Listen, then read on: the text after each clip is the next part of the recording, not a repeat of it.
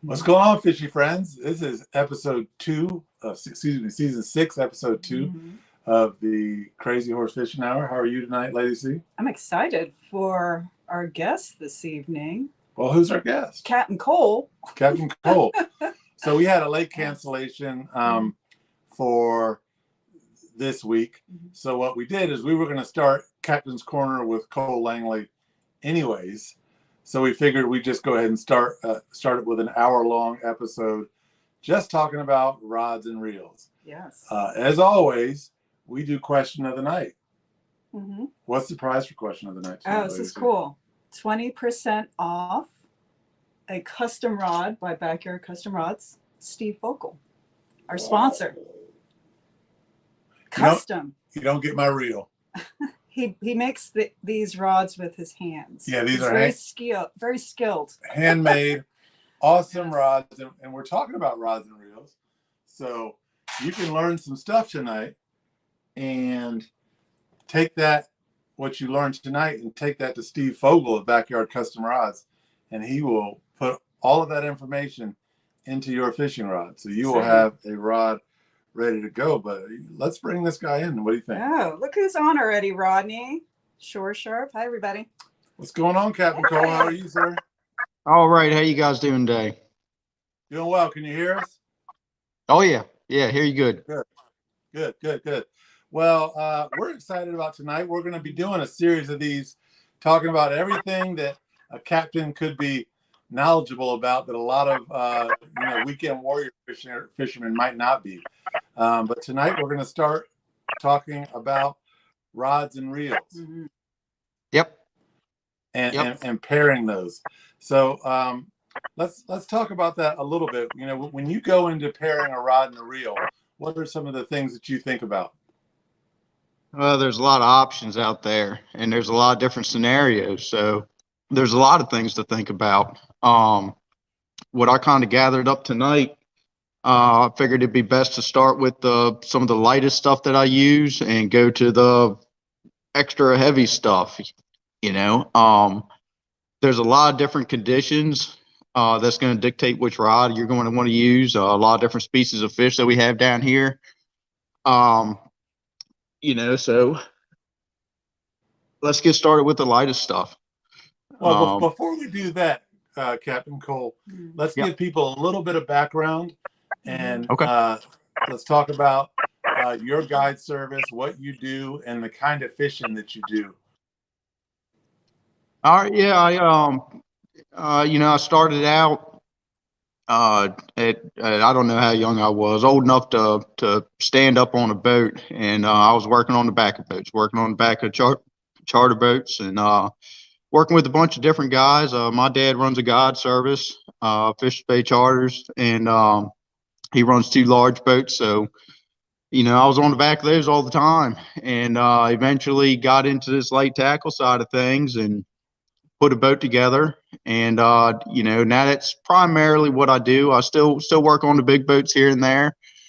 But for the most part, I'm on this, on the small boat, I call it the Seahawk. And we go after everything, from stuff as small as perch and spot to cobia and red drum, and everything in between. And that's the great part about running down this end of the bay, down the Point Lookout area, is we've got so many different things to go for, you know, which means I got to carry a lot of rods. You know, in the summertime, I've got to have ultralights to medium heavy action rods. You know, we got to be ready to throw at anything. You know, and just so our audience knows, because we had, you know, last week we had people from 14 states logging in. When you talk about the bay, what bay are you talking about? Oh, yeah, Chesapeake Bay, home sweet home, Chesapeake Bay. You know, we're in. It's people ask all the time, you know, what part of the bay you in, and we're in a weird spot where middle and lower. You know, we're kind of what I call the line. You know, point lookout seems to be that line where the middle, lower middle area. But it's great because we're at the pretty much the northern end of where you get all these cool species to come up in the bay, and we get the opportunity to go after them. Yeah, yeah. There's a difference in salt where you are for sure. You know, and all sorts of crazy stuff migrates their way up your way. I mean, you guys, there was an 8-foot bull shark caught in the pound net last year, right? You know, right where Yeah, close to where you launched from. and that's becoming a pretty common thing. It sounds like, you know, and who knows? Here soon enough, we might be going after them. It hasn't got that bad yet, but it's coming. You know, things are getting saltier every year. It seems like, you know, we're getting a different species of fish, more steady, more reliable, and I like it. We talked about that before. Toothy creatures, come on with them. Yeah, They like to eat. Fun catch. So as you're describing the rods, Captain Cole, can you explain what you mean by a light tackle, fast action, slow action, just to speak to the audience who may be chiming in, who may be new to fishing or haven't ever been fishing, and they just want to watch the show because they know you.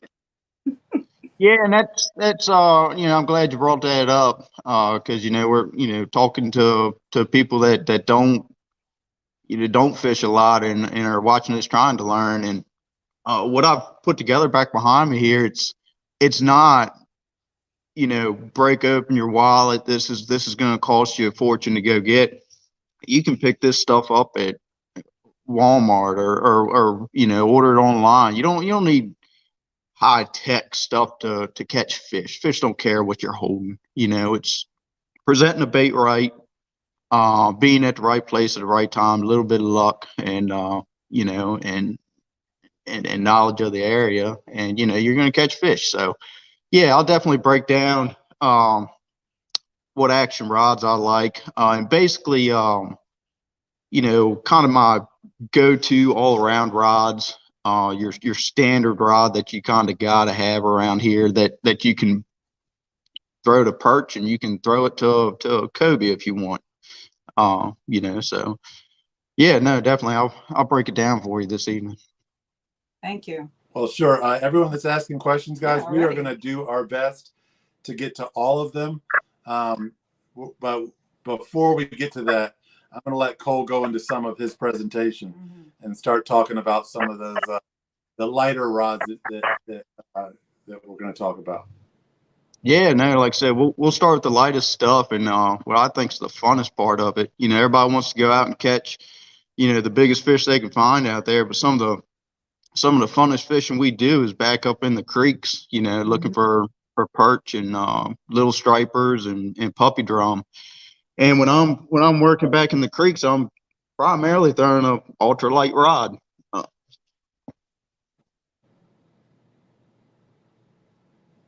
Ooh, show and tell. Yeah, so I don't know if you can see this or not, but We can see it. Yeah. So what's the combo you got there? So we've got a Shakespeare micro series with a quantum reel. Now you can pick that up probably anywhere for 25, 30 bucks. You know what I mean? $50 if you're fancy. All right. These look. These things make a perch feel like a 30-inch rockfish. Yeah. And you know, and I love them. Like I said, you don't need anything special there. You're catching perch, you're catching little stripers, you're catching puppy drums. They got great action. You can really load them up with a 10-pound test braid, and you know, put a 1/8 to 1/4 ounce beetle spin on there, and you're going to catch anything in that creek. You know, so this. I keep 2 of these on the boat at all times. You know, because you never know. If you have a rough day out in the bay, and you know things just aren't happening, sometimes back in those creeks will save your day. And So, Captain, when you have that rod in your hand, what goes into your thinking when you're selecting the reel? So for an ultralight rod, like I said, it's not primarily what I'm shooting for, so I'm not going to go for an extra expensive reel. I'm just going to get something kind of cheap, has a good drag on it, light, and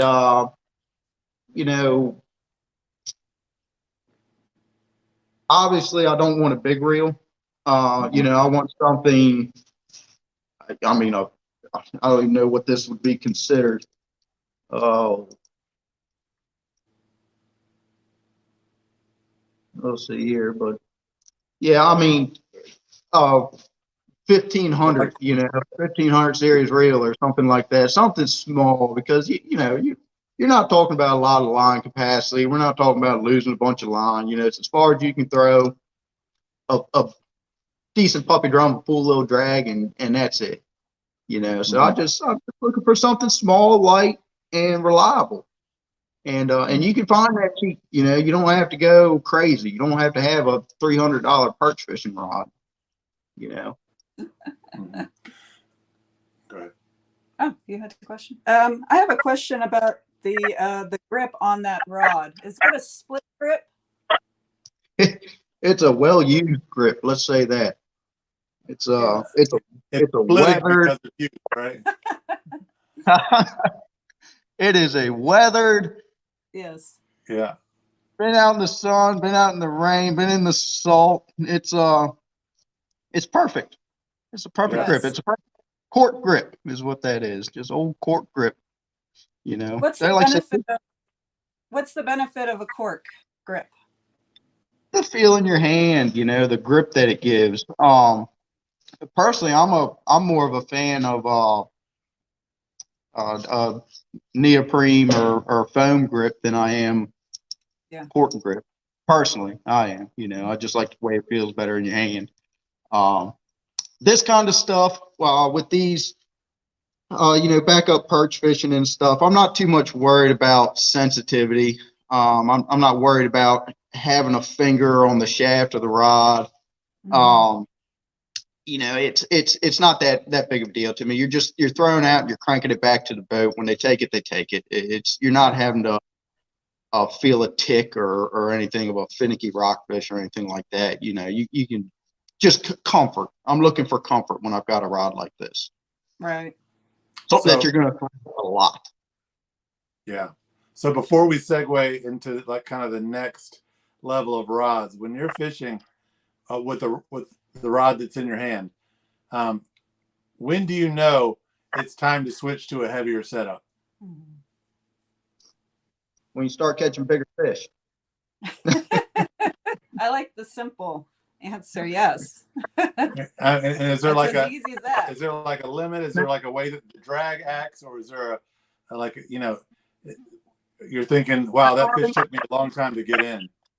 No, that's just knowing your area and know what to expect in the area. When I go back up in the head of a river, in the head of a creek, I'm not planning on catching a 30-inch rockfish. I know that the biggest thing I'm probably going to find up there is a mid-20s slot red or something like that. For the most part, you're going to find 15, 18-inch reds, 7 to 10-inch perch, and this is going to handle everything you give it. Now that mid-20s red, he's going to give you a run for your money on it, but that's the fun of it. If I was worried or I thought we were going to find some bigger fish, I would switch up to this next rod up, which is pretty much what I would call your go-to all-around rod for this area of the bay. It can handle anything from perch to, like we'll talk about in a little bit. It shouldn't have handled it, but it can handle some big fish. So to take it into different regions, in our region, that's going to be your spot, perch, small stripers, puppy drum rod. Yeah, Some bass on there too. you know, Yeah, for I've caught a freshwater. bass on that kind of rod. Mhm. Mhm. you know, Um, you got a lot of freshwater guys here. You know, a lot of guys that are pond fishing, lake fishing, and stuff like that. I probably wouldn't grab this rod. I would probably go the next size up. Mhm. Yeah. 'Cause you're toying with a couple pound bass and pickerel, and yeah, it's fine for little sunnies and bluegills and crappie and stuff like that. But Yep, you hook a decent bass, you want something with a little more backbone to it. Yeah. for sure. Yeah. All right. Well, let's talk about that next rod. Do you want to do some questions first? Yeah, let's bring in a question or two. I've got a question from, let's go with Jessica Garner first. I think Jessica's new. I don't think I've I seen a have not question heard from of Jessica before. her. Jessica asked, what tackle would you use for bull sharks? Ooh. We might have to skip a rig. Yeah. Luckily, we haven't had to deal with that a whole lot yet. But if you see me bull shark fishing, I'm not using these small rods, that's for sure. I'm breaking out the conventional stuff and probably live lining stuff and probably a lot like we cobia fish, like we bait fish for cobia. I'd set up just like that, which we'll get into here in a little while. Yeah. Okay, so we'll come back to Jessica's question when we get to those rods. And Rodney asked, do you prefer to buy the major brands of rods and reels for reliability? So I guess he's talking about, Shimano, Penn, that kind of thing. Yeah. I mean, in the business that I'm in, yes, I would suggest having name brand rods or custom made rods, like you have up for at the show there. They're great rods. They hold up to the tests of people that maybe don't know how to handle a rod, which is what we run into a lot. You get the guys that you're teaching how to fish, and your rods are going to get beat up. They're going to get dropped on the floor. They're going to get hit on the T-top, and you're going to cringe a couple times because man, that thing didn't make it through that. But a well-built rod, it'll stand the test of time, that's for sure. Mm-hmm. So yeah, if you're fishing, let's say 10, 12 times a year, don't go get yourself a nice easy setup, a cheap setup, and you get a little more comfortable. You start fishing more. Yeah, build yourself up to a nice rod. Build yourself up to a nice reel. Currently, this year, I've been using Shimano reels. This winter, I plan on upgrading to the Florida fishing products. I think both of them make great reels. I've used Penn on the big boat. We've got straight Penns on everything. The trolling rods, the spinning rods, everything's a Penn rod and reel. But yeah, no, it's you're fishing a lot, good gear. It's a must. You're not fishing much, don't break the bank. Get something that'll get you out there, get you comfortable. Once you learn how to use the stuff properly and feel comfortable with it, bump yourself up, get yourself something nice. I have a question, Captain Cole. Being former military and working on boats, we didn't have rods, but because of the exposure to salt water, we had to hose everything down with fresh water. I actually watched a video recently, watched other charter captains in Ocean City. They hose down all their rods. What do you think about that? And do you think it would benefit or does it make a difference? Oh, it definitely makes a difference. In my opinion, it's a must, especially running, on an open boat like this. You're going to be in the spray. Everything's going to get salt water on it. And if you don't take care of it, salt water is some bad stuff. It'll eat your equipment away fast. That's all your gear. The whole boat gets a freshwater rinse at the end of the day. All the rods get put up, rinsed off. Now, don't blast them with water. You're not dunking them in a bucket of soap water and hitting them with a hose as hard as you can. I give them a nice mist. Just mist everything off, dry it off with a rag, put it away. And then at the end of the season, that's when you really break them down. take every reel off. Generally, I put new line on every year. I'll strip all the line off everything. And, you know, I tell guys all the time, don't be, everybody's scared to break into a reel and clean it. They're not that complicated. You know, dig into a reel, put a little grease on it. It'll go a long way. You know, Right on. Good tip. you'd be surprised how easy they are to take down and clean once you break into them.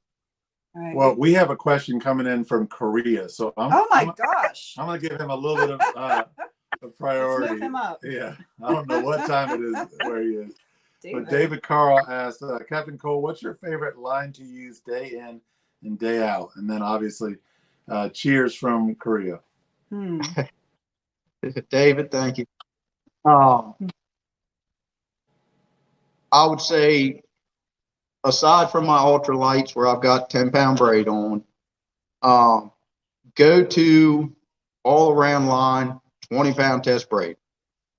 You put 20-pound test braid on, and you can handle everything. You can handle everything this bay's got to throw at you. You set your drags right. You know, you don't try to horse the fish in and stuff, and you'll be fine. Obviously, leader is a huge part of that too. Throughout the summer, I'm basically 20-pound braid, 20-pound leader. Will get you through the day. When I get into bluefish, I bump up to 30, even 40-pound leader, just to make your lures last a little bit longer, keep from losing so many. And if I get into some real clean, clear water, I'll knock back to either I'll go ahead and go with fluorocarbon, or I'll knock back to about a 10-15-pound test leader. Just some of these fish get finicky, you know, rockfish and speckled trout, they can pick that line out. You know, I feel like they can anyway. I have a quick question, and then we probably should move on to the next setup. But you mentioned something that I think is really important about this presentation. I don't want to get too far without hitting it. You said if you have your drag set correctly. Can you show everyone? This is so important, especially with it'll keep you from losing that big fish. Can you show everyone at home, Captain, how to set your drag right? Great question. Yeah, so I'll go into this with a little bit of detail too, because there's something that I've seen over the last couple of years that you know, I find interesting. But so we'll start with the drag. I don't go over tight on my drags. I don't want to have to put two hands and wrap the line up in your hand to try to pull some drag out. And you know, obviously I don't want it to just flake out either. So my drags, I just want to be able to take my hand and pull drag. I don't want to have to wrap it up and pull drag. I just want to be able to grab it with my hand and pull drag. That, to me, is perfect. That gives room to play with it on either side. That's plenty enough to set a hook on a fish. It gives you leeway on the initial run. You know, when you first hook the fish, if he decides to take off, you're not going to pull a hook out of his mouth. Everybody's worried about breaking leaders. I'm more worried about pulling hooks. Nobody thinks about pulling a hook out of a fish's mouth. When you're cranked down as tight as you can go and that fish decides to run, you're probably not going to break your leader. You're probably going to pull the hook out of fish's mouth, you know. So I'll start right there. And that gives you room to where if you're losing too much ground, you can give it a little more if you need. You know, you've got leeway there. Go give it a little more and get that fish up to the, you know, get his head up and get him up to the boat. What I've seen, especially messing with the reds, is we kind of did a little experiment on the boat where we had some drag set like I'm talking about, and we had drag set tight, you know, because everybody says, you know, you want to get those fish to the boat quick. You don't want to wear them out. In my opinion, you're wearing that fish out more by making him fight harder to get away from you all the time. You've got your drag cranked way down, and you got 40-pound and 50-pound stuff on. You're just trying to push that fish to the boat. You're wearing that fish out terrible. We had to revive fish twice as long on tight drag. as what we did with looser drags, playing the fish, letting them swim around, bringing them to the boat, not slow, but, at a slower pace than what crank down drags are. Every fish that we had with a looser drag, you put him in the water and he was gone. It was a big difference in my opinion. And No, that's I not agree just with that's cobia, that's rockfish, that's everything. Yep. Great point. Right. Yeah, I mean, I completely agree with you, and I think that's coming from a guy who's on the water like 200 days a year. You're a good testament to that. Real quick, because we're an educational channel. We really want to focus on teaching new anglers. Yeah. Can you show people where on the reel to adjust the drag? We want to assume that people have maybe gone fishing once or twice and they're learning all this for the first time. Yeah, so I'll show you three then. I got three different reels here where the drag would be in different spots. If you can see that, it's kind of hard to see. I'm gonna put my finger on it. Can you twist it so people can see it? Yep. There you go. Yep. I don't know if you can hear it clicking or not. Yes. But this and clockwise right makes there. it tighter, and counterclockwise makes it looser. Absolutely. Nice and easy. It's convenient. You can take your hand off the reel real quick, tighten it, loosen it. Nice and easy. This is not something that you say, oh, I want a little bit more drag. Let me crank it down 5 times. Right. Each quarter turn at a crack. Quick, small adjustments is all you need here. That's one. Let me grab the other one real quick. I love that we're getting live training here from Captain Cole. I don't know if we were, not sure if we were getting into the trolling. We're going away from the light tackle here, but you guys that are out there trolling, I'm determined. we're getting there. We're getting there. You guys that are out there trolling bluefish, rockfish, mackerel, cobia, whatever, your conventional reels, there's a star drag on the side on most of them, where you would crank it forward clockwise. If you're looking at it from the side, would be tightening. Opposite would be loosening. Certain reels have a lever drag, which would be right where this release is, would be a lever drag there, and you could push it forward, tighten it, pull it back to loosen all the way to free spool. I got one more here. Another one that we'll get to. This is our chumming cobia setup, and this is another Shimano reel. It's a bigger reel, but same style of drag on top here, but this is a bait running reel. So we've got this lever in the back where when I click that down, this thing goes into free spool. And when I crank that reel, it pops out and is the set drag that you have. These are key for chumming for cobia. These are great reels. But that's your three main types of drags and how to use them. Great, Awesome. Thanks for that. Yeah, thank you, Captain Cole. It's really moving fast, and time can definitely leave us really quick. I want to make sure that we get the best of your presentation. So we're going to let you go, and we're going to hold questions for a little bit because we really want to get some of this education, this live seminar that you've graced us with. So feel free to hit the light tackle and teach away. Yep. So we'll go. We'll bump up to the next rod. This is just a all-around medium rods, medium action rods, medium fast tip. I use this rod. This is your everything rod. You can put a beetle spin on here, 1/4 ounce beetle spin, and you can throw this to perch and tackle everything in the creek. You can bump right outside the creek and put a top water on it, and it'll work top water fine. Primarily, you see that's a half ounce jig head with a paddle tail on it.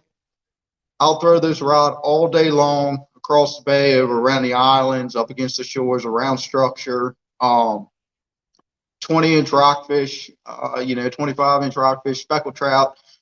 The bluefish that we've been having the last couple of years, the decent bluefish we've been having, this rod handles them great.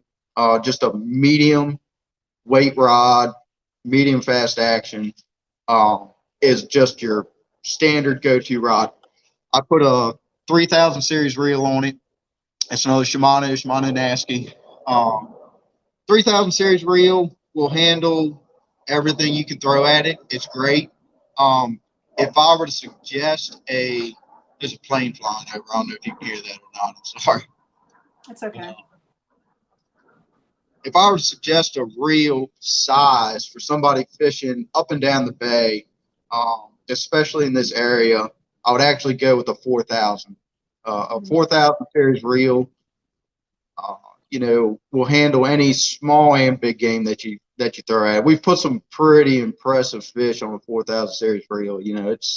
They stand up. They're tough reels. That's just a great size. But we caught them on these 3000s. We caught them on 2500s. We caught them on everything. But then again, that drag is key. Knowing how to work that drag and not horsing the fish too bad, and you can bring a fish on anything you have. So, I don't know. Do you have any questions on this? It's like I said, this is the go-to rod reel combo right here. I'll just add, Nice. Outside of the Chesapeake Bay region, I mean, a rod like that would be great for, good sized redfish. You can catch snook on that rod. You can catch, big bluefish up in New York. You can catch, really any size speckled trout anywhere on that rod. So I think, for any angler who wants to tackle, good sized game fish in freshwater and saltwater, that size rod and reel is a perfect starting rod. Yeah, absolutely. Like I said, it's got sensitivity to it. It's just you can sling a bait really far and accurate with it. It's a great rod. It's an all around rod. I'd like to have, I should probably have 12 of these on the boat. But yeah, can you talk about what that specific one is? So if people wanted to buy the gear of a captain, they'd know exactly what to go out and get. yeah, so like I said, that's a Shimano Nasky reel. You'll see 3000 and 4000s on the boat. This is a 3000. Let's see here.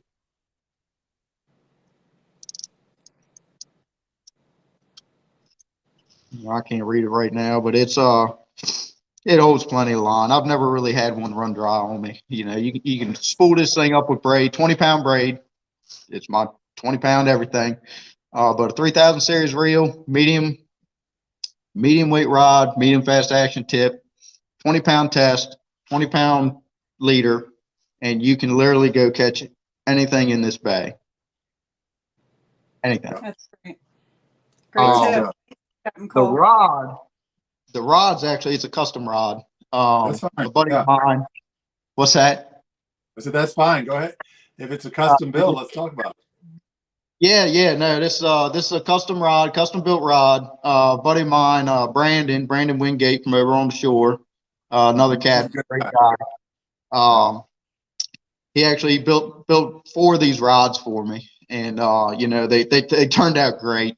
And actually, I sent him a picture. The picture I sent you earlier. I sent him a picture. I said, "Your rod has thoroughly been put to the test today. This is this." Let's look at some of those pictures. Which one of the pictures did you want to do? The redfish or the cobia? We'll do the cobia first here. Oh, that was cool. You know what? The picture of the cobia itself did not come through, but the bend in that rod sure did. Yeah. I sent that. So little. He's a teenager. Yeah. Yeah, that was a tired teenager at the end of that. Yeah. He got a workout on that. That was a lot of fun. We were jigging for bluefish, and we had a school cobia come underneath the boat, and he hooked one of the cobia. And I was like, man, I don't know what you got there. School rays or something. I thought he snagged a ray or something like that. And we saw that brown come up to the top. I said, oh Lord, this is going to be fun. And I tell you, we played the drag right. We had 20-pound test, 20-pound leader, and he fought that fish. It took a long time, But he got to the boat. It ended up being a 50-inch cobia. That's an impressive catch. And we didn't so much as get to fish in the boat. And I was texting Brandon. I was like, man, you wait till I send you this picture. These rods are awesome, man. Oh. Yeah, that thing was put to the test, bent over. That's good to see. Do you want to look at the redfish picture too, or? Yeah, so that wasn't actually one of my rods. That was Frank's rod. Oh. But it was on your boat. So It's just stretched straight out. Frank came down and he brought a couple of rods with him, and he was like, I want to see what all of them do on the reds. And I was like, well, that's a tall order, but we had a great day. We had a perfect day for it, and we caught reds, hand over fist that day. And that's the red that he brought in on that rod. And he sent me the details on it. I think I sent them to you. It was a medium rod, I think, with a 3000 series reel. I think is what it was. But 15-pound test. Yeah. So what do you have next, Captain Cole? What's that? What do you have next for us? Oh, what do we have next?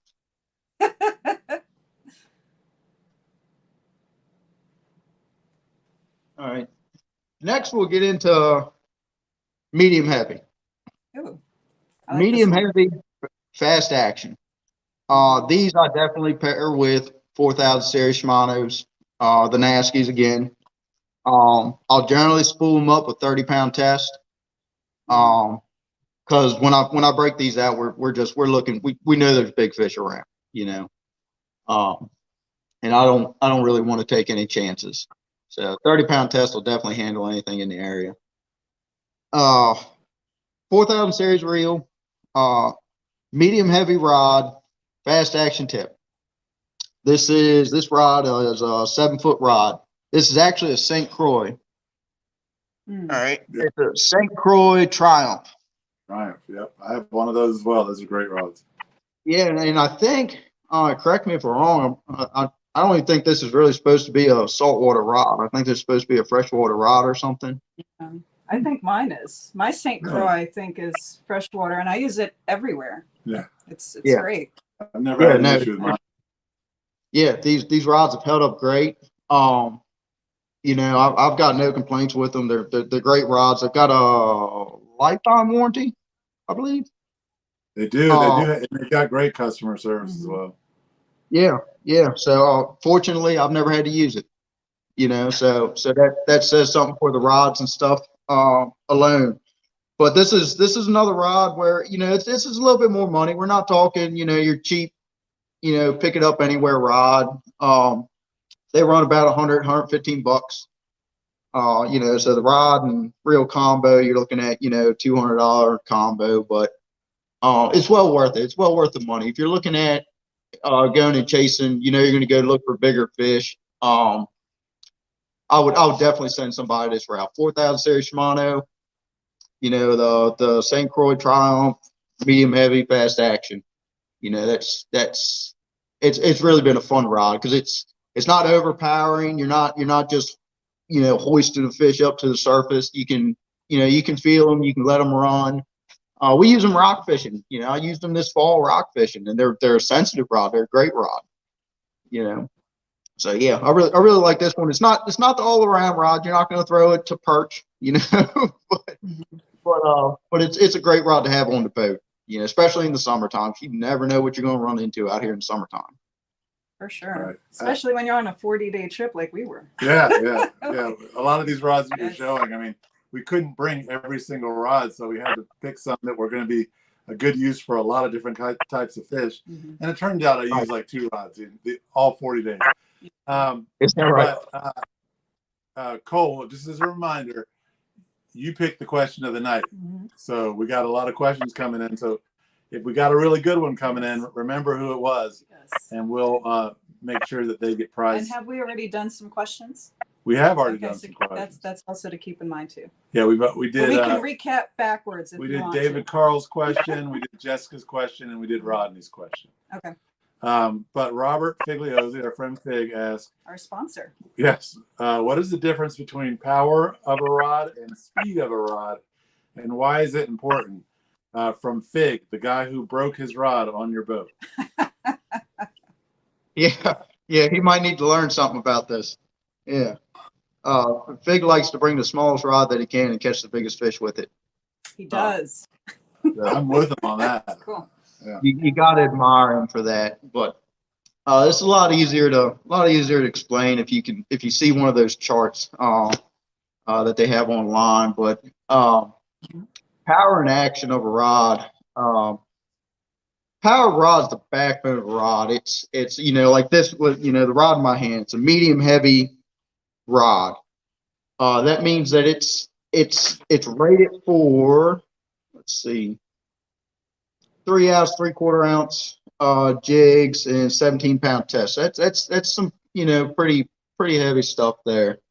The power of the rod is how much backbone it has, how much it'll give when you load it up with the fish, how much it can handle, how much it can hoist. The action of the rod comes from the tip. This is a fast action rod, so you see there's not a whole lot of bend. The bend stops fairly close to the tip of the rod up here. Where I got a softer rod here.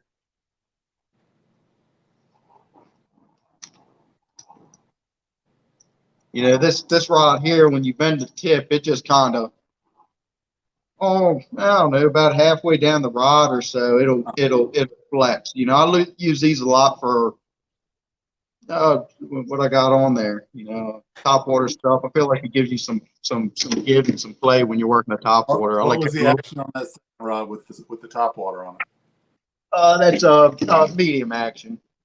Got it. Medium action, and then you have fast action. You can get extra fast action, which is I don't think I have any here, but those are sensitive rods. They're special purpose as far as I'm concerned. I generally don't like an extra fast action rod. I like just fast. But you can see this one with the fast action. It's not bending nearly as far down the shaft as what the other rod was. And they're similar weight rods. The other rod I just picked up was a medium heavy rod. But yeah, and then old ultralight over here. Go from one extreme to the other. There's not a whole lot of backbone to that rod. The whole thing, you hook up a 7-inch perch and you'd think you'd had a 20-inch rod. So. Yeah, those are fun though. Those are fun. Like I said, I like when we get to break them out. Generally, it means we had a slow day out in the bay, but it is fun breaking them out. That's for sure. Are we ready for the next question? Yeah. All right, awesome. So Christina, I had the pleasure of fishing with Christina. She's just a lovely young lady and a great angler. So thanks for being on the show, Christina. What reel size represents 2,000, 3,000, 4,000, and best rod like ultralight, light, and medium, etc.? How would you match them? Well, I guess I would say 2,500 and below. I would go ultralight to light. 3,000 to 4,000 will cover your medium weight to medium heavies. We'll say medium to heavies. Well, your 3,000 to 4,000 series reels, and then if you go bigger than that, a bigger reel than that, and I've got some back here, 6,000 series reels. You're putting that on a heavy rod. So your reel size is determined by the amount of drag it has and the amount of line capacity it can hold. And that's where a lot of people start to question themselves on, am I putting a big enough reel on here? A lot of people are worried about line capacity. As far as I'm concerned, braid has helped that a lot. when everybody was using mono and stuff, yeah, you use 20-pound mono and 20-pound braid. There's a huge difference there. 20-pound mono, you put that on a 3000 series reel, you don't have a whole lot of room to work with there. You run out of line fast. But since everybody's pretty much switched to braid, we've all gone to braid. 3000 series reels and 4000 series reels will cover you across the board. You can put plenty of line on those reels. If you're running out of line, you got a big fish on there, and it happens. We've had it happen, especially with those big reds. We've had to turn the boat and get some line back, but that's a good problem to have. That's when you're smiling, saying, I got a 50-inch fish on here. It's a good day. So yeah, I'll say that 5,000 reel never makes its way on my boat when I fish the Chesapeake. I think the largest thing we'll ever have, Lady C and I will ever have on the boat is a 4,000. Mm-hmm. Yeah, that's true. So great question, Christina. So Christina, even though she's a new angler, she gets on some really cool fish. She knows what she's doing. So that's really a great question that you dissected, Christina, for your question. So we are caught up on questions for now, Cole. If you want to move to kind of your heavier setups or your trolling rig. Great. Yeah. Yep. But guys, we still have time, so get those questions in for a chance to get 20% off on a backyard custom rod from Steve Fogel. We got a ban. I did. Thanks. All right, so yeah, we're getting some spam and comments. Sorry, everybody. What I have here is a very standard rod. You can recognize that anywhere. That's the ugly stick. Everybody's ugly stick. There's nothing wrong with an ugly stick. Mm-hmm. We've run ugly sticks for a long time. They hold up to everything. They hold up. They stand the test of time. You can beat these things up. Worst case, you tie a new eye on and keep on trucking. They'll handle everything you throw at them. These are on my boat. I use these primarily during the big fish season. I also use these. I'll do a little bait fishing. We'll go chumming for cobia. This reel in particular, it's a big reel, but it's a 6,000 series Shimano bait runner. Tough reel, smooth reel, great acting reel. I showed you earlier how they worked with the clicker in the back. We'll put it to free spool. When we're fishing for these cobia and stuff, it's imperative that they don't feel the line when they take a bait. They take a bait and they feel any kind of resistance, they're going to spit it.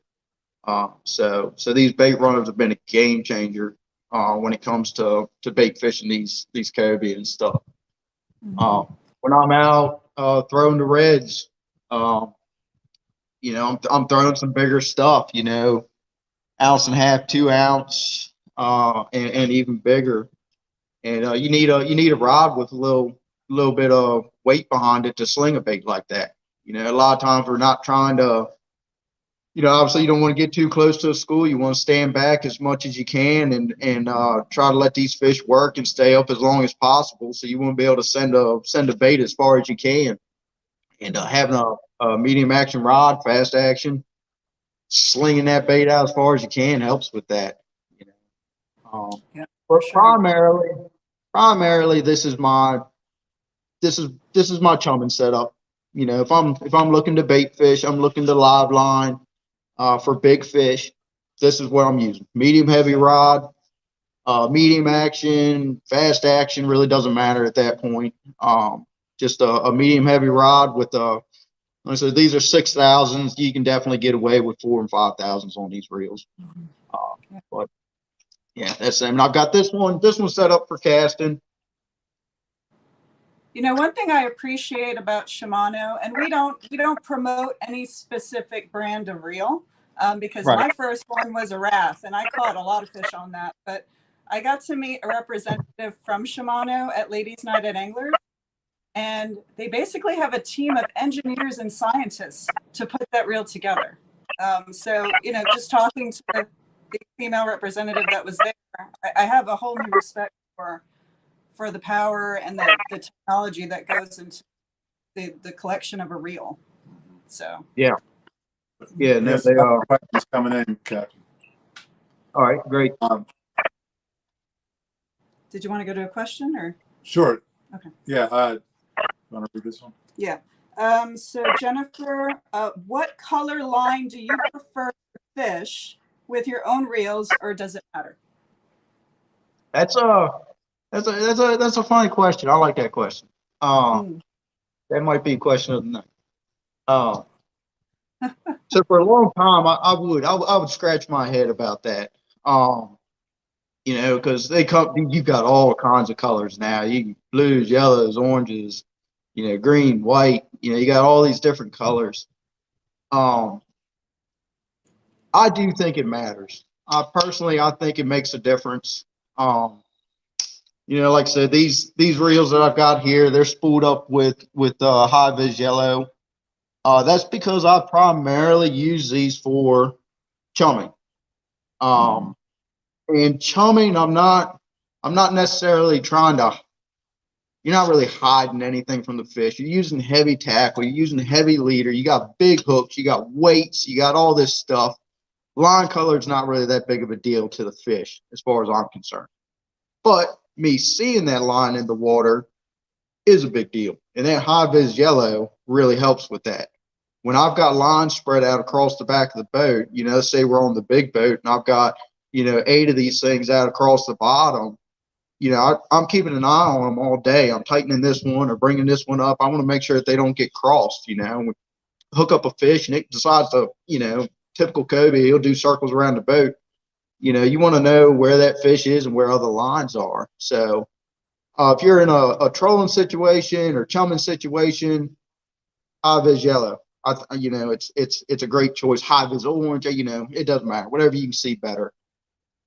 Majority of everything I use, light tackle thrown around the shores. I like the green. You know, I use a green line. I've had everything on. I've had white. I've had, you know, the water camo, the blue, you know, blue and white and everything else. But you'll pretty much see everything else I have on here is just the old moss green braided line. If you were really worried about that, if you're really concerned about that, extending your leader, you know, I am a big fan of having long leaders. I think it makes a difference. Having a 2-foot section of mono or fluorocarbon off the end of your braid, that's not good enough for me. I'm cutting it at that point. I want to see at minimum 3-4 feet of leader hanging off the end of that braid. You know, that separation really does seem to make a difference, especially when you're chasing trout and stuff in clear water, clean water. You know, we are running out of time, but I do want to, you know, for anyone who's interested in maybe the light tackle guy and wants to get into trolling, can you show us real quickly what your trolling rig looks like and sort of why you chose it? Yeah, so we won't get into like the big spreads of the rockfish or anything, but summertime guys that are out there trolling looking for bluefish and mackerel and you know, you're gonna hit a drum or a cobia or something like that. I'll show you a rod that I found that I think is great. This is another cheapo. Actually, I got a pen reel on here, pen squall. Nice. And this is a 20 level one. So the reel's a little small. I've hooked drum with it. I've hooked cobia with it. It will handle them, but that's about all it wants. You know, this is primarily bluefish and mackerel. Okay, when I'm out there trolling for bluefish and mackerel, I've got this 20 level line. The 330 pins and stuff like that, they're all great. You can put that on this rod, no problem. But the great thing about this rod is it's super light. Even 2 to 3 pound bluefish, you get on a lot of these big boats and stuff, and I call them tree stumps. They've got these big broomstick trolling rods, and you're hooking these little bluefish, and you don't even know if you got anything on. You're just cranking it to the boat, and they pat you on the back. Great job. At least with these reels and rods, let me see here. It's a medium heavy rod. It's a 15 to 30 pound line weight. They got great action to them. Let me show you here. I mean, trolling rods don't normally do that. They're a fun rod to have.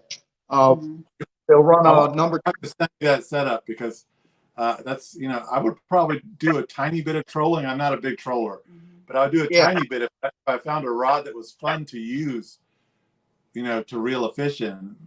The trolling rods we have, you've reeled one, and it feels like it was a 20-inch rockfish, and you could barely even tell it was on there. Yeah.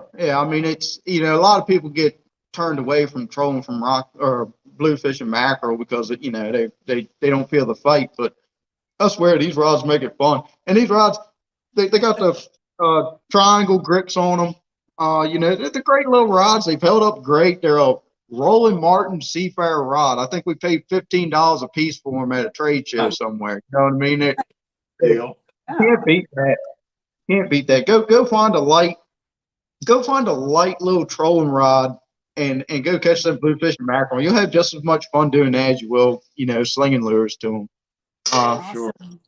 Well, we have 2 more questions, and then we are going to wrap it up. All right. So, Captain Massa, what do you think about the low-profile bait casters? I was thinking bait casters this whole time. I didn't even ask that question. Good question. I was almost prepared for this question. I like that. And I'm gonna tell you why. If you hand me a bait caster and you say, "Here you go, Cole, sling that out there," 2.5 seconds later, I'm gonna hand you this rat's nest of line attached to a bait caster. And I'm gonna say, "Thank you for letting me try." Yes. Yeah, no, I am not. I cannot. I'm probably supposed to be good at throwing all types of stuff, but I can tell you right now, I am not a bait caster guy. I cannot. You know what? You know what, Captain? Even if you were running a charter business and you had bait casters on your boat, you'd spend the whole time getting knots out of it. Yeah, you're probably right. I mean, people would just pick it up and think they could use it and make a mess out of it. Last question. Rodney asked, I will show you one thing I got there real quick. Okay. Ooh, it's going to be something that's not on the rack. Massa, what I will say while he's grabbing that is the low-profile bait casters are really, really accurate with casting, but you got to have them tuned correctly so you don't foul them up all the time. We can show him when we see him. We can. Yes, we'll see you soon, Captain Massa. So this is Abu Garcia, Ambassador. And I'll tell you what, this little reel, this has been a lot of fun. I used it for live lining a lot because you can just kind of push the button in, line will feed out in your hand. You can let that spot swim around or eel or whatever you have in your hand. When you feel the fish take it, you can let the line run out, close the bail. I'll say bail because I'm a spin fishing guy.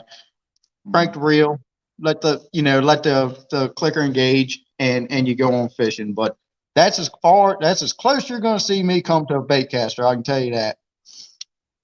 We're going to let one more question in because I think it's a really good one. Okay, so we'll do Rodney and then one last one. Yeah. Rodney asked, braid or fluorocarbon, what is your everyday preference?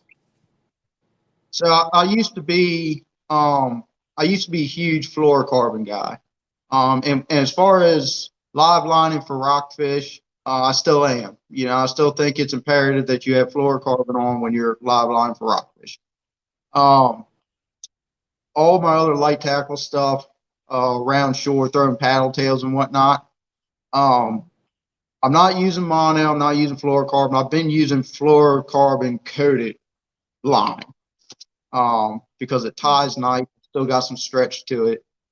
It's really just the ease of working with it. Fluorocarbon, it's a pain to tie. I'm not saying it doesn't work. It seems like if it's in the sun too long, it gets all chalky and white, and you gotta retie it anyway. So preferably fluorocarbon coated line is what I use. Fluoro, what they call it, fluoro. I got some right here. There you go. There you go. Hold it. There you go. A reaction tackle. Yeah, I'd use some of that. Yeah, no, it's you know, it won't break the bank. It works great. It's ties knots easy, and it's a fluorocarbon coated line. Whether that actually does anything or not, I don't know, but it sold me. Yes. Well, we're going to do one last question, and then we are going to wrap it up. And before we leave, we want to make sure everyone knows how to get in touch with you so they can bother you on Sunday with more tackle questions. No, so you guys can book a trip with Captain Cole. Go ahead. I like this question because it speaks to people who are new or never fished before. So great question, Christina. Now, should your leader be less, the same, or higher than your braid line? I will go. You know, I think the idea is that everybody has a little bit lighter leader on, or has the convenience of doing a lighter leader, a heavier leader. On average, I'm running 20 and 20. I've got 20-pound braid on. I've got 20-pound leader on. The only thing that dictates whether I've got a heavier leader on or not is what I'm going after. If I'm looking at bluefish and mackerel and stuff that's going to be cutting my lures off quick, I'm going to bump up my leader size. I base leader size, leader diameter, poundage off of what I'm going after. I don't see it as a working together topic. You know, it's I don't think that one works better than the other because you've got 20-pound braid on, you've got to have 30-pound or 15-pound leader on. I think you've got some leeway there. You know, I like 20-pound leader because it's small enough diameter, you can get away with it on clean water, and it's strong enough to handle decent fish. But no, I don't think that you have to have a set diameter or set pound leader on your braid, on a specific braid. All right. Well, good questions. Oh my gosh, great questions. There's still so much to cover. Yeah, there is a lot. There always is. We kind of knew we weren't going to be able to get to it all. But before we go to question of the night, Captain, we've been on your boat, and we're going to get to that boat on a later episode. Yes. Each month, we're going to do a different subject with Captain Cole on the Captain's Corner. That's exciting. But I want these people to share the experience we had on your boat. How does somebody book a trip with Desperate Measures Guide Service? Yeah, you know, like I've said before, I like to talk to people. You know, I like to talk to them on the phone. So calling and texting is preferred. Obviously, you can message me on Facebook as well. You can email me or go to the website and send in a request, however you'd like. But I prefer that you call me, 240-925-7918. I like to, you know, when I'm booking a trip with somebody, I want to know exactly what they want. You know, these are custom trips. This is what we do. Yeah. And I'll say, being on the boat with you, you know, definitely one of the top charter captains, and probably one of the most sought out ones, really, in the lower bay. But I had a great time. I learned a lot. Got on some good fish with the ugly stick. Yep. Thank Um, Yeah, like and I said, that's what, when people come out on the boat, it's not just about catching, as many fish as you can. It's about learning how to fish. And I think people are surprised when they hop on the boat and they see everyday equipment on here. I'll be happy to show you anything you'd like. I'm not running anything special. We don't have to have, multi-$100 setups. You can go out on a budget and still catch these fish. And that's what I like to show you how to do. right on. And I love too that Captain Cole not only is a charter captain, but he basically built his boat. So he's knowledgeable in many things. And I look forward to the next time that you're on so we can start picking your brain about all these other skills that you have in the world of. Oh yeah, we got a couple projects going on here in the barn. We can we can have a boat building class here if you want. Well, I don't know if we're going to do a boat building class because, besides you and me, I don't know too many other people that build them. You should do it as a side business. But I'd sign up. But your boat is really well laid out, and I think we can do a whole episode just on boat layout. Yep. Getting rid of stuff that you don't need and focusing on stuff that you do need, and things that a guy that's on the water as much as you are would acutely know what the stuff is that you need and what you don't need. Yeah. But we have a question of the night to get to, and we want to do the little drum roll. Keep all the time in the world to remember who it was. And who was asking all the stuff about the line? Was it the line color or the no. I did. I like that line color. Because that was something that, for a long time, it always tripped me up for a while too. I was like, you have a tough day and you go, man, I don't know. Maybe it is that important, but that's a good question. I do like that. That's somebody that's really thinking about it. I like love that. the high vis itself. And Lady C and I had a time down fishing at a lake in Georgia where the water was already kind of olive green. And we had olive green lines spooled up on all of our rods except for one that had yellow, and we were fishing Ned rigs where you got to be able to see that fish pick it up. And that one rod was catching all the fish, and none of the other rods you could see the line, so you weren't catching anything. Well, Jennifer, please send us an email at admin@thefishingchannel.net. That's admin@thefishingchannel.net, so we can make sure that we get you your certificate for your backyard custom rod. That's exciting. Yeah, it's great. Thank you, everyone, so much for tuning in. Your questions. Everyone had great questions. It was that must have been a hard. They did. A couple of them had to make me think a little bit. We'll be back on. Let's see, what Tuesday of the month are we at now? Is this the third Tuesday? Yes, but we have a show next Tuesday. But we'll have the Crazy Horse Fishing Hour next Tuesday. But a month from today at 7 o'clock. We will have Captain Cole back for our next subject on Captain's Corner. But let me remove that question so we can close out. But Captain Cole, thanks so much for joining us. Yep. You want to close us out with anything? 2020. No, this was great. Hopefully, it gave some people some, decent intel on, if they had any questions on what they wanted or what they needed. Like I said, the main thing I was trying to get across tonight was, one, don't overthink it, and don't worry about being super fancy with your stuff. Go pick a rod up anywhere, put 20-pound test on it, put 20-pound leader on it, and go throw it ashore somewhere. And you're going to catch fish, and it's going to handle it. You're not going to catch them if the line's not wet, right? That's right. That was motivational. I feel inspired by that. Thank you. Hey, you want to go night fishing right now, Nicole? Let's go. Thanks, Migs. Thanks, David. Captain Cole, thanks so much. Everybody watching, thank you. And have a great night. Yep. Fish on, everybody. Right. Bye-bye. Thanks, guys. See you next time.